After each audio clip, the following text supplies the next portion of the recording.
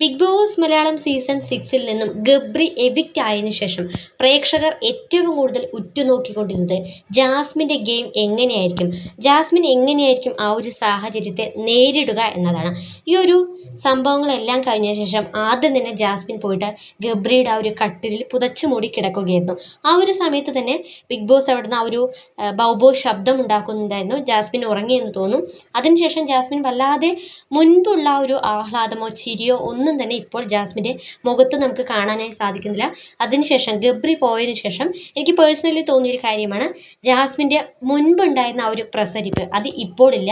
ഇന്നിപ്പോൾ ജിൻഡോയുമായിട്ട് ജാസ്മിൻ വല്ലാതെ പ്രൊവോക്ക് ആയിക്കൊണ്ട് അങ്ങോട്ടും ഇങ്ങോട്ടും പരസ്പരം അത്രയും മോശമായ വാക്കുകൾ ഉപയോഗിച്ചുകൊണ്ടുള്ള ഒരു അടി തന്നെ നടന്നു കഴിഞ്ഞിട്ടുണ്ട്.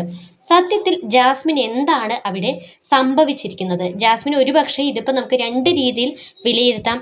പ്രേക്ഷകർ മാനിക്കുന്നത് പോലെ തന്നെ ഒരുപക്ഷെ ഇതിപ്പോൾ ജാസ്മിൻ്റെ ഒരു നാടകമായിട്ട് പല പ്രേക്ഷകരും വിലയിരുത്തുന്നുണ്ട്.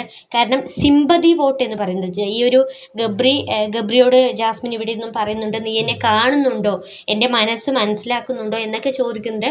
അങ്ങനെ ഇരിക്കെ ഇത്തരത്തിൽ ഗബ്രിയുടെ വോട്ടുകൾ കൂടി തനിക്ക് കിട്ടട്ടെ എന്നുള്ള ആ ഒരു സിമ്പതി ഉപയോഗിച്ചുകൊണ്ട് വോട്ട് നേടാനുള്ള ഒരു തന്ത്രമാണെന്ന് പല പ്രേക്ഷകരും അഭിപ്രായപ്പെടുന്നുണ്ട്. മറ്റൊരു വശം, താൻ ഇത്രയധികം സ്നേഹിച്ചിരുന്ന അല്ലെങ്കിൽ ഇവരുടെ ഈ ഒരു റിലേഷൻ എന്താണ് എന്നുള്ളത് പ്രേക്ഷകർക്ക് ഇപ്പോഴും കൺഫ്യൂഷനാണ്. അതെന്താണ് എന്നുള്ളത് ക്ലാരിറ്റി ഇല്ലാത്തതാണ് ഞങ്ങളുടെ ക്ലാരിറ്റി എന്ന് അവർ തന്നെ പറഞ്ഞിട്ടുണ്ട്. അതുകൊണ്ട് തന്നെ ഇത്തരത്തിൽ ഇവർ തമ്മിലുള്ള ഈ ഒരു ബന്ധം എന്താണെന്ന് അറിയാത്തത് കൊണ്ട് പ്രേക്ഷകർ തന്നെ ഈ ഒരു വിഷയത്തിൽ വല്ലാത്തൊരു അമ്പരപ്പെടുകയാണ് ഈ ഒരു കാര്യം നോക്കിക്കാണുന്നത്.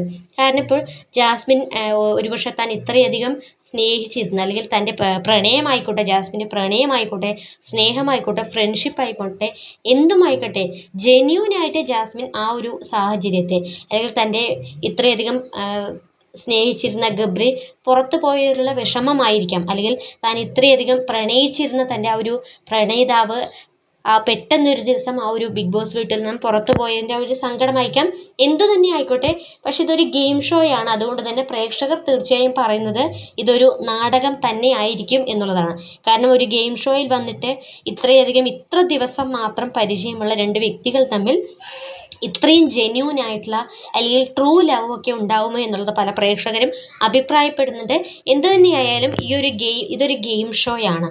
അതുകൊണ്ട് തന്നെ ആരൊക്കെ പോയാലും വന്നാലും ആ ഒരു സാഹചര്യങ്ങളെ മാറ്റിമറിക്കുക അല്ലെങ്കിൽ അതിനെ തരണം ചെയ്തുകൊണ്ട് ഗെയിമിലോട്ട് ഇറങ്ങിത്തിരിക്കുക എന്നുള്ളതാണ് ഒരു യഥാർത്ഥത്തിലുള്ള ബിഗ് ബോസ് മത്സരാർത്ഥിയുടെ ക്വാളിറ്റി. അതിന് ജാസ്മിനിൽ എത്ര നാൾ നമുക്ക് കാണാൻ സാധിക്കും എന്നെനിക്കറിയില്ല. പക്ഷേ ജാസ്മിൻ ഇപ്പോൾ ഇമോഷണലി വളരെയധികം വീക്കാണെന്ന് തോന്നുന്നു.